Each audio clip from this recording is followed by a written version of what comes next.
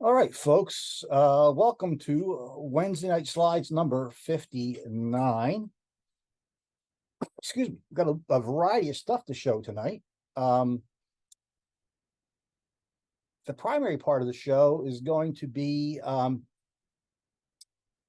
back in the mid 2010s, which has been like 8 or 9 years ago already.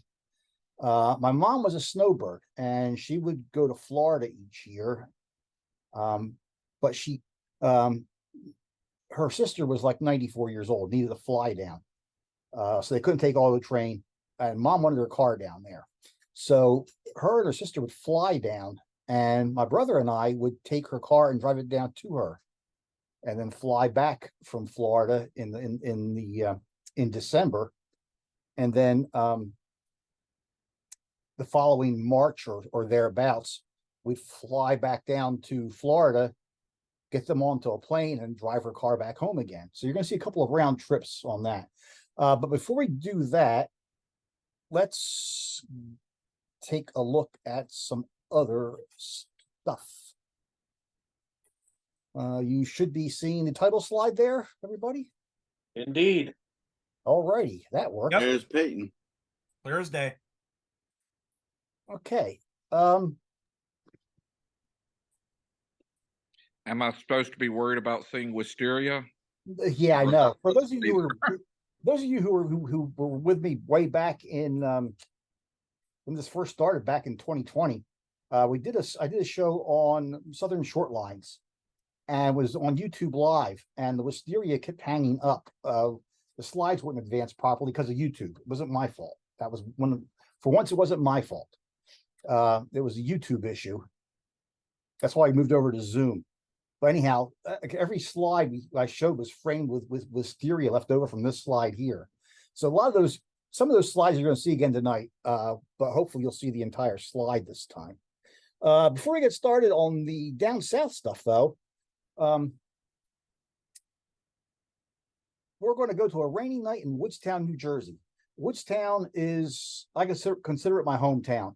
I went to high school there. I still go to church there, even though I've bounced around living in a few different places in South Jersey. Woodstown's still the hometown. And every December, they do Woodstown by candlelight. Everybody decorates their houses for Christmas with candles in the windows and stuff. That's on the first Friday in December. And this year, SMS's new operation, Woodstown Central, ran some Santa Claus trains. Now you can see the weather was not the best. They ran engines on both ends of a two-car train, Baldwin S12304 on the south end, seen here crossing US 40 in Woodstown. If anybody has any comments or questions, feel free to jump in. Just hit your space bar to unmute yourself, ask your comment, ask your question, make your comment. Releasing the space bar will once again mute you. Other end of the train was SMS 2003. This locomotive started out life as a Pennsylvania Reading Seashore Lines GP38, and it is now back on home PRSL rails. The line through Woodstown is the former PRSL Salem branch. Here we see a couple of the conductors ready to greet passengers on the trains. They ran 4 or 5 round trips this night. Here's the 2003 heading north, leaving Woodstown. I was going to go out with flashes and light the train up here and there that night, but as you can see with the rain, flash was not going to happen. So the only place with enough ambient light to shoot without flash was right there in Woodstown at the Route 40 crossing. So that's where most of the stuff is. I got up into the cab. There's James Goldie. He was the engineer that night. I went up into the cab with 4 trips and 1 place to shoot. I ran out of ideas, and he invited me up to ride the last trip. So I took him up on his offer. So spent the last part of the evening in the cab of a genuine PRSL GP38, traveling up the former PRSL. That was really, really cool. When I was a kid, the PRSL was always my railroad, because that was the one that was in my then hometown of Millville, New Jersey. And here you go up the Salem branch. 130-pound welded rail. The county got numerous grants to rebuild the line. It's in great shape. Here's the 304 on the other end in Woodstown. And we're going to change gears here and leave Woodstown. I was invited to go out to Cincinnati to do a banquet program for the Cincinnati chapter of the National Railway Historical Society. With the short days, it was hard to do any rail fanning on the way out and back. By the time you drive a few hours, you're almost out of sunlight. I did get as far as Cumberland, Maryland the first day, stopped there for a couple of hours and saw nothing.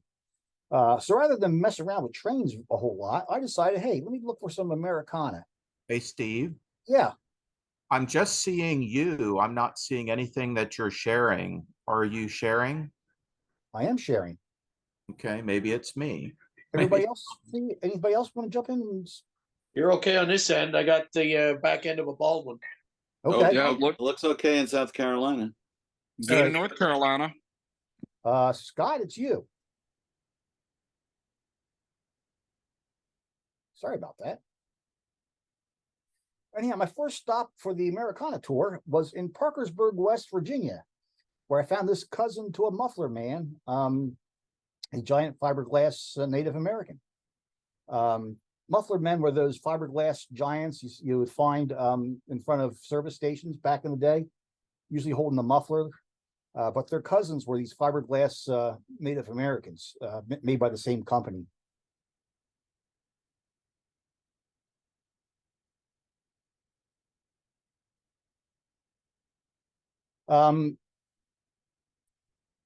Also in Parkersburg, I happened to notice these switchers off the highway.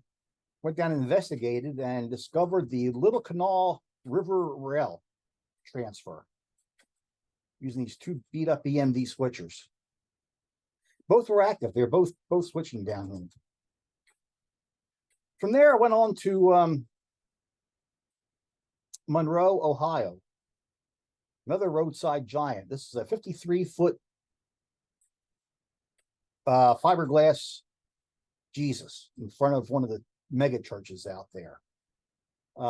This Jesus was originally a touchdown Jesus with hands raised up until lightning struck him, and he caught on fire and burned. So the new statue has the hands lower, I guess to avoid some lightning. Yes, that if you look carefully, there is a lightning rod up on his head. Not far from this roadside giant is Trader's World, also in Monroe, Ohio. And they have a variation of a muffler man, one of the muffler cowboy variations, a little bit on the short side, though, not a full-size muffler man.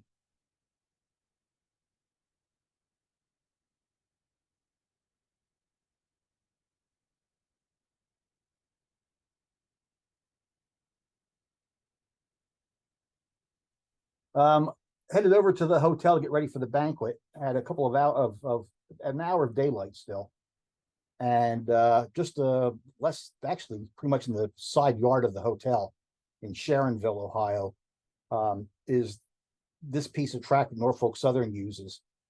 It's directional running here. CSX is used for northbound trains. They're about 1.5 miles, 2 miles over to the left over in Glendale. And Norfolk Southern is used for all the southbound NS and CSX trains.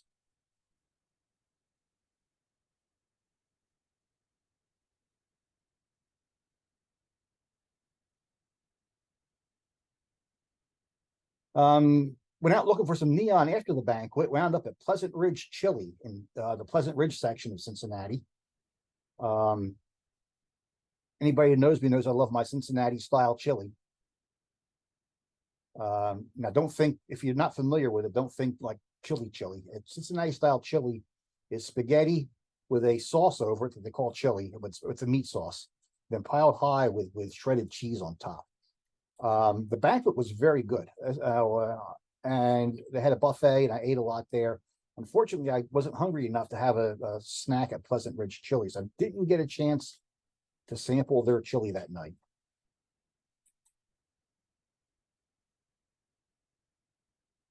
Cincinnati is just, there's chili parlors everywhere in Cincinnati. The most famous of which is the chain Skyline Chili. Then over to Glendale, I had mentioned Glendale earlier. This is the northbound directional running. Norfolk Southern train on CSX rolling through Glendale. Amazing stuff you can do handheld these days with digital photography. This is a train rolling along at about 30 miles an hour across the grade crossing in Glendale with all just existing light. Is that main line double tracked or single tracked? Double track. Okay. Double track on the CSX side. The NS line is single track. Okay. Just, I guess from the way I was looking at it, it looked like it was a single line, but No, there's another track over to the left there. He's running wrong main here. But it's all directional running, so it really isn't any wrong mains. It's basically double track going north. okay. I see it. Next morning, I went out and found this little roadside statue, pigs with pancakes.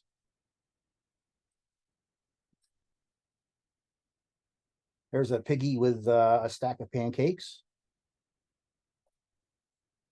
And I guess that's a grilled cheese, maybe? Cute little statue.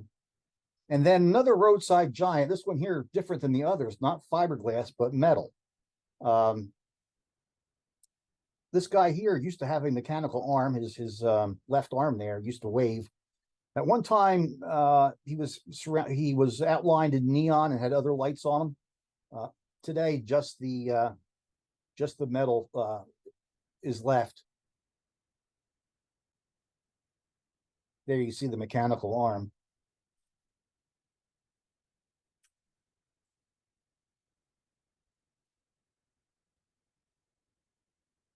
And then if you're into Cincinnati style chili, one of the most famous chili parlors, independent wise, is in Camp Washington Chili. I've eaten there many times, but I never noticed the Campy Washington mural right in the parking lot of Camp Washington Chili. Now, I wanted Camp Washington Chili in the worst way while I was out there. Unfortunately, I with the banquet on Tuesday night and not being in Cincinnati on Monday night and wanting to get home on Wednesday, don't judge me, but I was kind of forced to have Camp Washington Chili for breakfast that day. But hey, it's all good. Anyhow, it says this Campy Washington mural right there in the Camp Washington parking lot. Okay, back to the trains. We're gonna head south now. This is one of those trips down to get Mom's car down to her in Florida. I didn't include any of the Florida stuff. This is just stuff in Virginia, the Carolinas, and Georgia. And our first trip, we'll head south in December 2013. The Pickens Railroad, really a cool little railroad out of Anderson, South Carolina, using these CSX U-18Bs. Cool engines. Still painted orange because they were in maintenance away service on CSX. We spent the morning chasing him all over the place. It was pretty cool.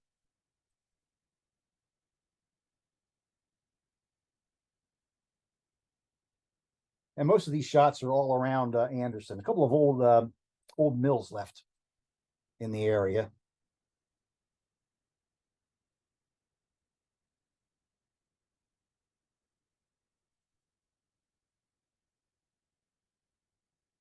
They go up to Greenville, where they interchange with the Greenville and Western.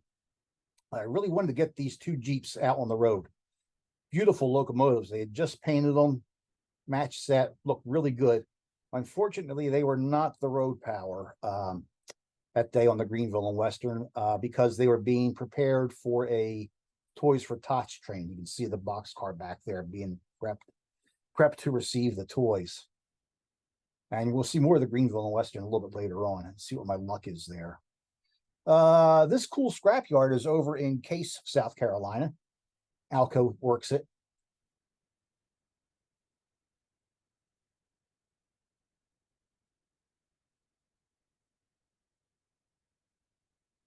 And this is CSX. This is also in case.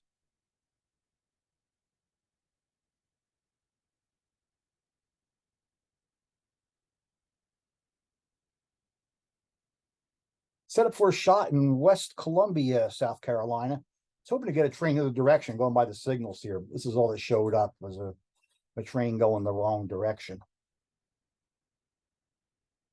Then over to the Aiken Railroad in Aiken, South Carolina, with this beautiful GP30 painted up. You'll see a little more of that later on as well.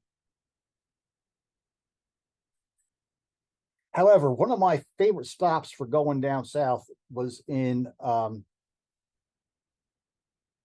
Augusta, Georgia, home of the Masters, where Norfolk Southern goes right down the middle of 6th Street. The track is not real busy, a couple of trains a day, so patience is required. But here we see a train coming off the bridge over the river that takes it from South Carolina into Georgia. Going past the Vegas Showgirls place.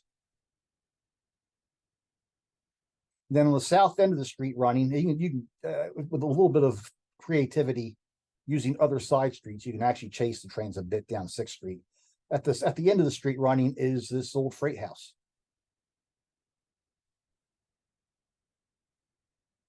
Another train coming down 6th Street.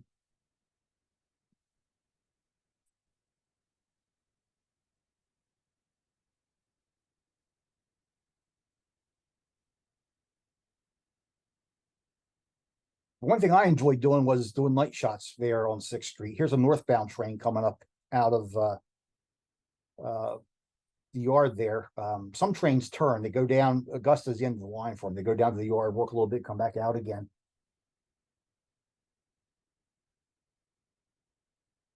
Going past the Blue Horse Saloon. Next morning, this is the end of the street running. We're now looking south. That freight house is there on the left-hand side. CSX also works the yard there, and they come out of the yard, but they don't hit the street running. Right when they get to 6th Street, they hook a turn here and head west.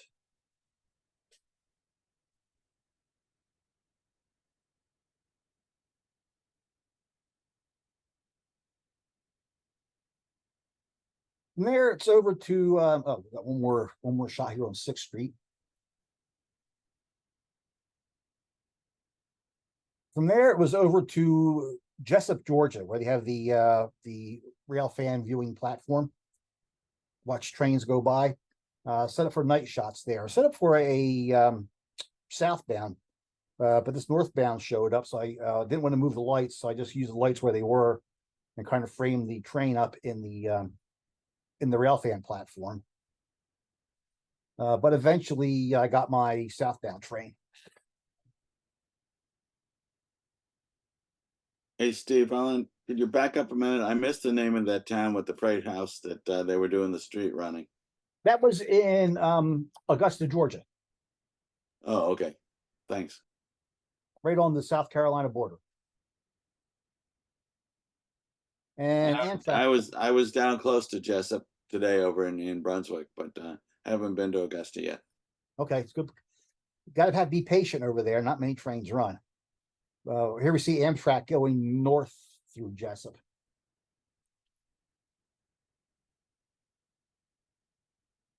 Next morning, we're in Valdosta, Georgia, on the Valdosta Railroad. That's not next morning. This is northbound. We now gone to Florida, flown home, flown back down. Now we're heading back north again with Mom's car. Our first stop outside of Florida is the Valdosta Railroad, which was not running that day. NS was running through Valdosta, but boy, it was pouring rain.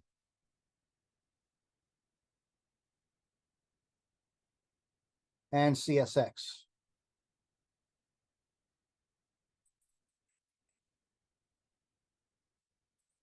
From there, it was over to Albany, Georgia, where the Georgia and Florida Railroad operates.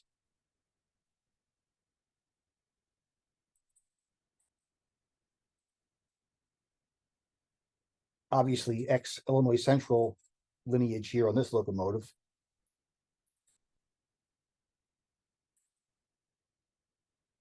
And over to the Georgia Southern in Fort Valley, Georgia. Lease your locomotive. Fort Valley, according to the water tank, is Georgia's peach capital. Is that an ex nickel plate unit? Don't know. Our goal for the here was Georgia Central,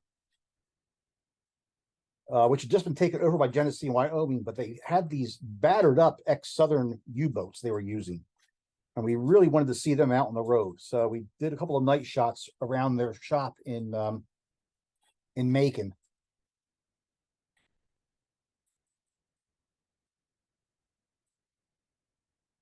And the next morning they were out there running. So we chased them in the rain again. This is going through Jeffersonville, Georgia.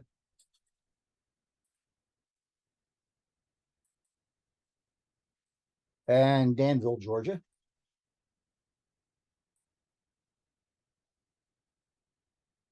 Allentown, Georgia, with a Coke sign there on the building in the background. That car tried to stop in front of the Coke sign, but didn't quite make it. He pulled too far forward to block my shot, and missed blocking my shot. This night shot is in Dudley, Georgia.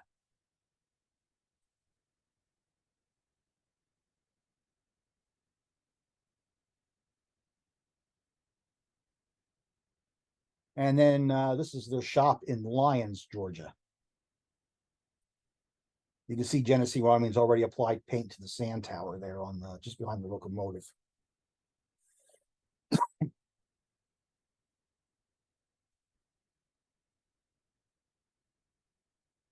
Next day, we were in Savannah, Georgia,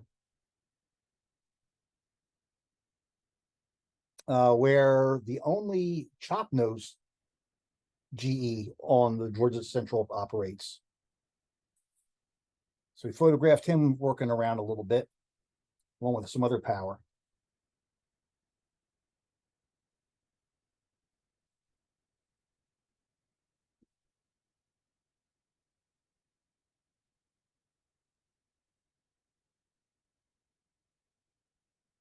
And this trip was a bit unusual because this was the last stop for us for trains heading north. From here, we met up with Pete Laro, and instead of doing trains the rest of the way north, we wound up doing lighthouses for the next several days. Next southbound trip was in December 2014. It went down the Delmarva Peninsula, made our first stop in Cape Charles, Maryland, Cape Charles, Virginia, for the Bay Coast Railroad, which by this time was just, I don't know if they're running still or not at this point. They've since been torn up. From there, it was into Norfolk to shoot the light rail system, the Tide.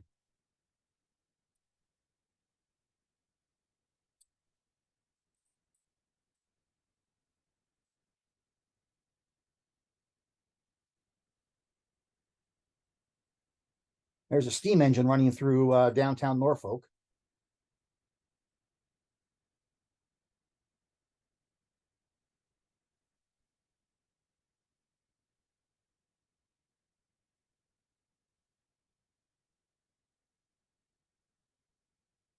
From there, we drove down into North Carolina that night. Next day, we were on the Aberdeen, Carolina and Western, which has some pretty sharply painted locomotives. Here we see them in Biscoe, North Carolina. And we got a Frito truck out on the highway, so we have chips passing chips.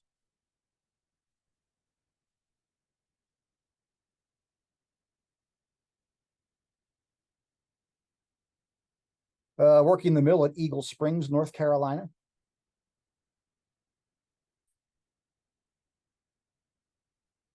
This is West End, North Carolina. And Pinehurst, North Carolina, famous for its legendary golf courses in the area.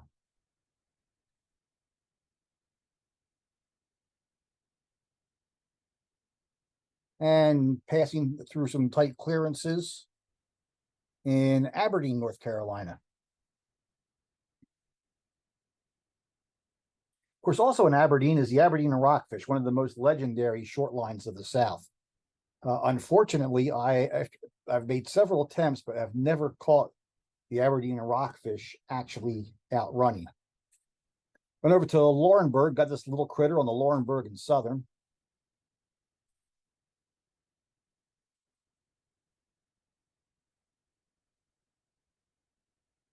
Some more power. This is their more modern power on the Laurinburg and Southern. CSX mainline. This is in Maxton, North Carolina.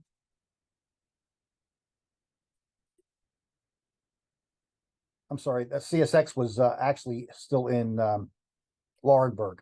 This is Maxton here. And then over to the PD River Railroad. Their shop in Bennettsville, South Carolina. This is kind of strange angle. It's because we had to shoot through a fence here. The shop's all fenced off.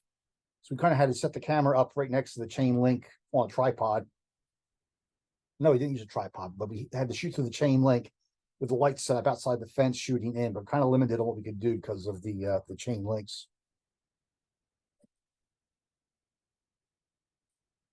And over to Chester, South Carolina for the Lancaster and Chester, another legendary short line of the South.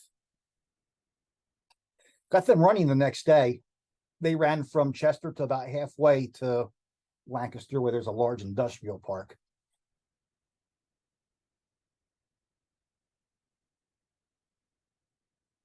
This is curving into the industrial park here.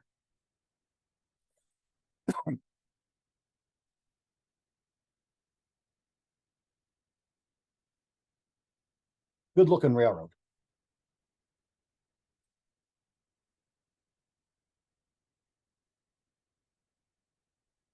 Back at Chester with NS rolling through.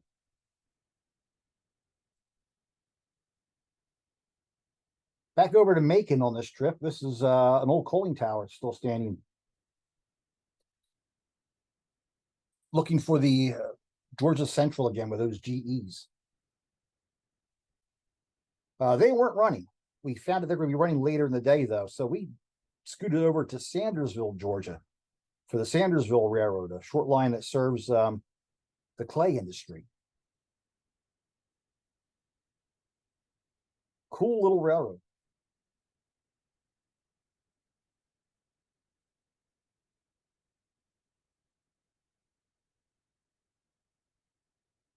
And they have street running as well in Sandersville.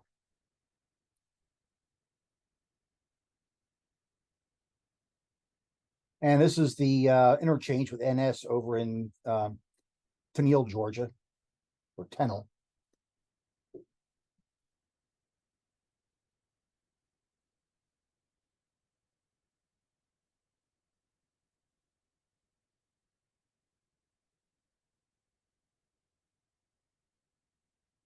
Headed back up to Sandersville to check in at the office and see if anything else was going to run. Incredibly friendly folks at the Sandersville office. They said, nope, crews are done for the day. Everybody comes on duty in the morning. They work till they're finished and they go home.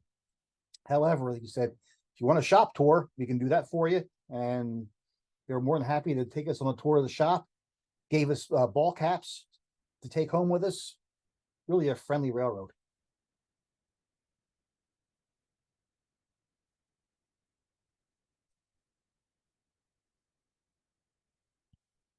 So we headed back out to the Georgia Central looking for those GEs again, and we found the train that was going to be out there. Unfortunately, it had a ex-Santa Fe GP30 on the point, leading the GEs. That was in Dublin, Georgia. This is now in Dudley, Georgia. I'm sorry, this is not quite Dudley. We're getting there, though. This is Dudley, Georgia.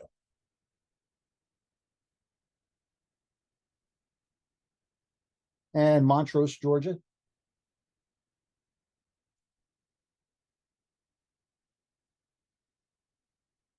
A couple from the trains, we got a shot of the GEs anyhow, but a little disappointed that that EMD was on the front. That night found us, I think I told the story before, that night found us in Albany, Georgia. I had heard there was street running. I heard there's a train that runs at night. So we set up on the street running and waited some more. I saw a cop car go through. I said, hey, if anybody knows anything, it's gonna be the cops. Ran over to the cops, flagged them down. I said, hey, do trains run down the street at night? They go, yeah, there's a train every night. So, okay, cool. So set up. And we're waiting. Well, about 1 a.m, finally a headlight shows up. And I didn't, other than knowing there was street running and a train at night, I didn't do a whole lot more research on this. I was expecting Norfolk Southern. Aimed the camera, fired the flashes, looked at the back of the camera, and like, holy crap, it's an orange engine. I was not expecting that. But come to find out, we had stumbled upon the Hilton and Albany Railroad. They went into the yard in Albany and they were going to turn back out again. So we stuck around. So about 3 a.m, we got the train coming back out of the yard.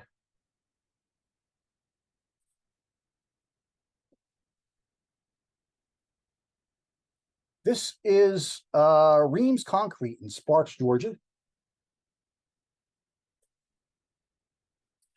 Back over to the Valdosta Railroad again. You had seen that earlier on a previous trip. Once again, they were not running. Better day, though. It wasn't pouring rain this time. Then he picked up the Georgia and Florida. This is going through Quitman, Georgia. And Morven, Georgia. And if you're going to be in Georgia shooting short lines, we should shoot the short line from a peach shed. So I got up on the peach shed in Barney, Georgia, and framed it up as the train proceeded north. And northbound, March and April of 2015. Back in Augusta. I can't stay away from, excuse me, yeah, Augusta. I can't stay away from Augusta in the street running. You ever see a CSX train coming off the line from the west, going past that freight house on the south end? The street running is straight ahead under the bridge.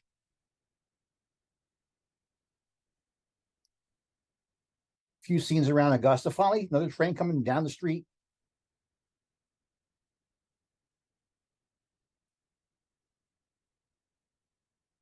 This was a surprise. This is coming out of the yard, heading west on CSX. A Florida East Coast locomotive leading the train. I'm not sure what it was doing out there, but caught us by surprise.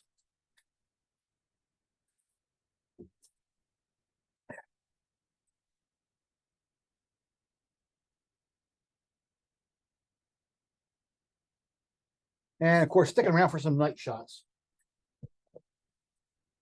It wasn't raining, but the air was super humid, and somehow I picked up moisture droplets in the sky from the flag. I'm not sure how that happens, but going past the Augusta Museum, History Museum. And once again, going past the Vegas Showgirls place.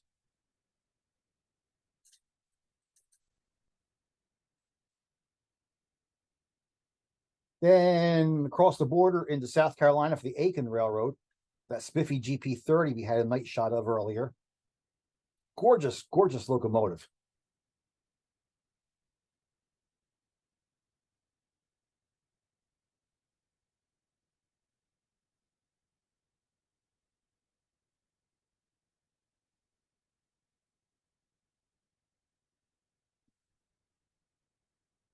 There's the former Southern Railway Aiken Depot. left-hand side background there. Big church beyond that.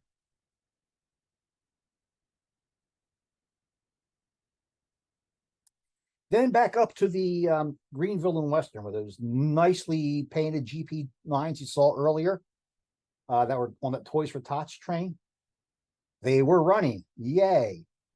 However, after shooting these gorgeous GP30 on the Aiken, we wound up with this GP30 on the Greenville and Western with one of the nicely painted Jeeps running as the second unit.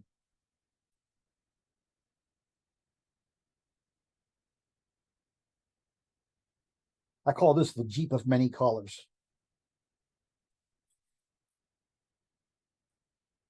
Next railroad is the Carolina Piedmont. Excuse me, I have a little bit of a cough tonight. Don't remember how I found out about him. I don't even remember how he found the train. But somehow we did. And we picked it up in Gray Court, South Carolina. Going past the depot in Owings, South Carolina. And by an old steam tractor in Fountain Inn, South Carolina. And that's as far as he chased it, was Fountain Inn.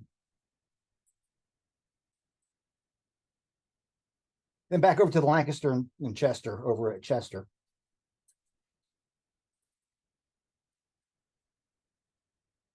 These EMD switchers were dead in tow in the train. They're being ferried somewhere.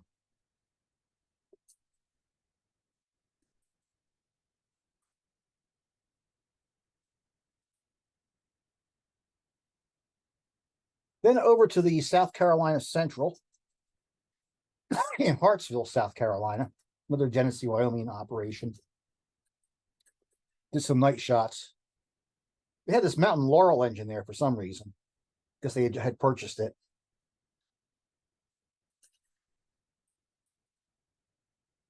And then we were still had some time that night, and we knew Amtrak was coming through Florence. So I did some searching using Google Street View and found these signals in downtown Florence near grade crossings. Went down there. Come to find out, even though we're downtown, this grade crossing is seldom used. It's just a side street that crosses the tracks. So no problem with cars or anything. And we did get Amtrak on by the signals there, as well as CSX. Next day, back up to Hartsville for the South Carolina Central. This is their old paint scheme, pre G&W orange.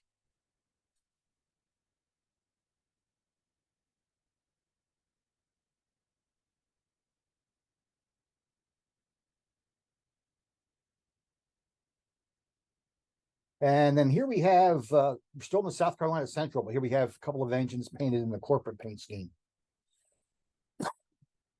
And if you're going to have orange engines, you must have an orange train with them. So look pretty good.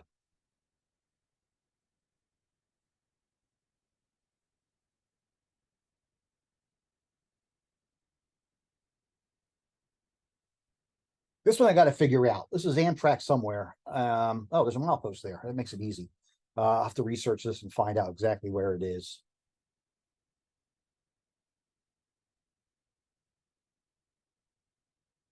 And CSX probably in the same place, other direction.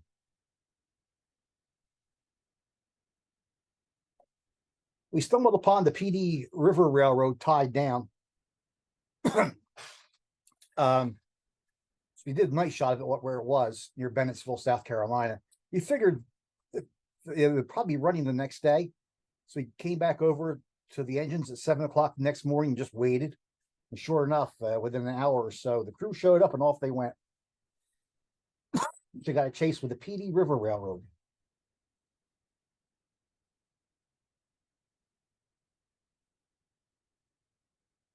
Back over to Aberdeen for the Aberdeen and Rockfish. Like I said, I've never seen them run. Once again, they weren't running this day.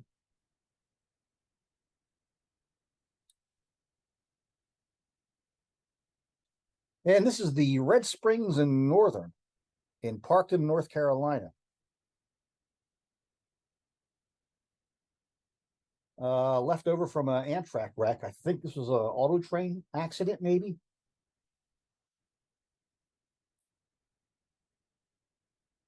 And we're in Rocky Mount, North Carolina.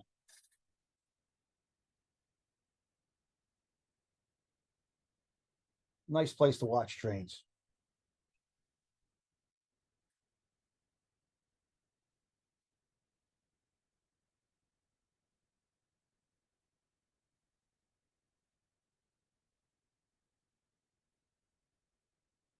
Inspection train of some sort. Then getting closer to home, we're in Carson, Virginia. Southbound Amtrak train. And this must be auto train because it has superliners. And then near Petersburg, he picked up this CSX freight and got home. So those are the round trips to take mom's car back and forth to Florida. To finish off the show, we're going to go to Cincinnati, Ohio. After I ate my breakfast at Camp Washington Chili, just about a mile away from Camp Washington Chili is the American Sign Museum. And this is incredible. Some really cool stuff here. Out in the parking lot, they got a giant pig, which served as a sign. They did acquire one of the Arby's neon hats, which is really cool. We're fortunate. We have two Arby's locally here that both have their neon hats still in place. And I'm not usually fooled by two-dimensional paintings made look 3D, but this was pretty impressive. That's actually painted on a brick wall. The whole thing, the ladder, the guy, the shadows, everything is painted on the brick wall. But boy, at first glance, it was really convincing of being 3D. So into the American Sign Museum we go. And you start off with this section here with some letters, like a Sunoco sign, individual letters, really rare. That was lit by neon behind the letters.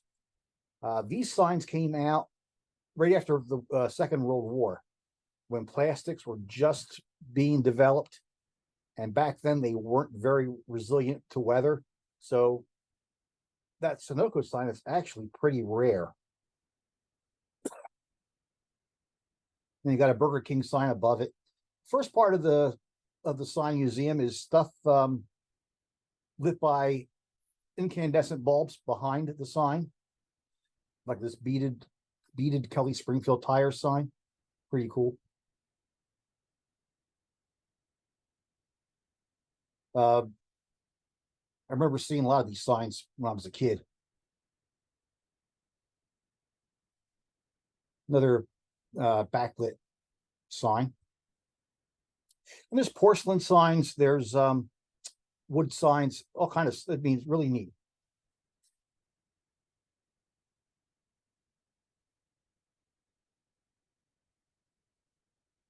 This is in the first room you go through in the sign museum. There's like three main rooms. That sign is actually backlit as well. Hard to tell with that shot there. Okay, used cars. Remember those?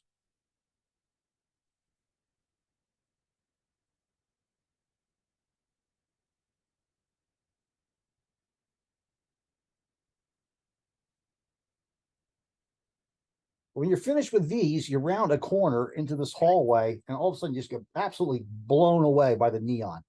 Just incredible. Neon of all types.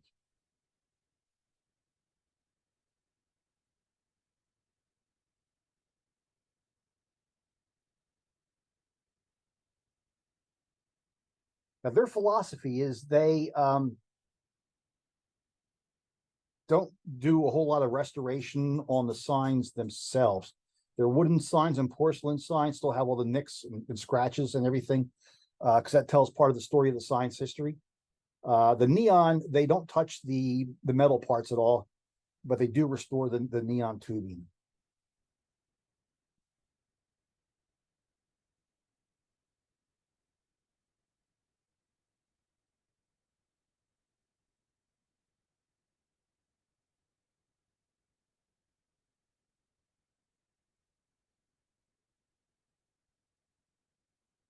Then you get into this room here, which hits you first off with this satellite, which is kind of cool.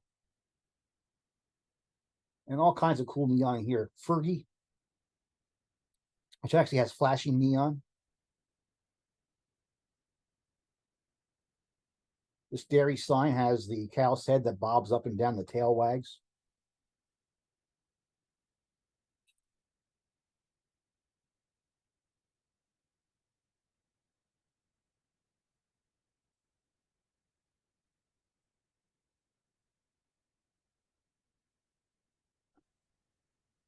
This golf ball they found somewhere. It used to be a complete golf ball. The back half is missing.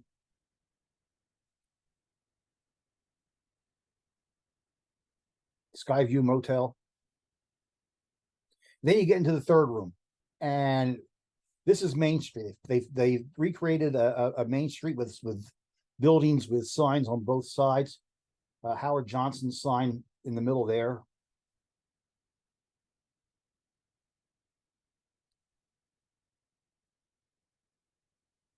Full McDonald's sign from way back when. Speedy service. Rose is a bit unusual. Most of the storefronts here were built new for the museum. When they rescued the Rose neon, they also rescued the front facade, which is some tile work, and the front door here is actually original to Rose as well. There's the Howard Johnson sign.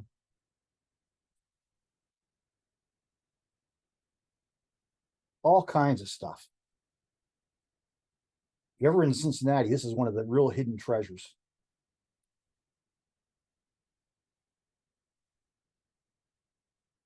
Had Ford earlier, got to have Chevrolet now.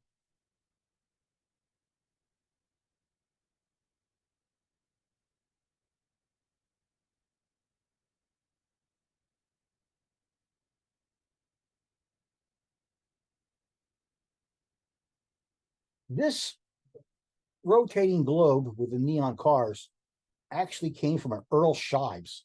Any car in 1999 to get it repainted. It was in Los Angeles, and they did restore this a little bit. It was just a rust ball. They put the ocean and the continents back on it again, but they left bullet holes that had been shot while it was in Los Angeles, and the bullet holes are still in the sun in the globe.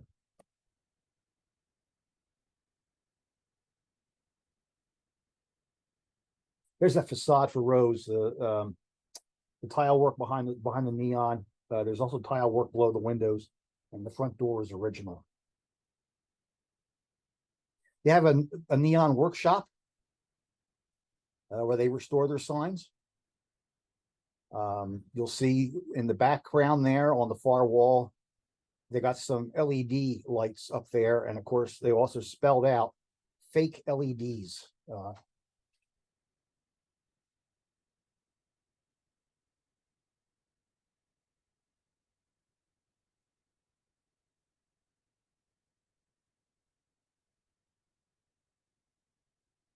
So that's a little bit of the American Sign Museum.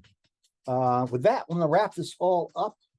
The next program will be on January 24th. I've already got some ideas what to do for that show. It'll be another short line railroad show, predominantly, with some other stuff tossed in. I'm going to close this off for the YouTube folks, and I will post this tonight, and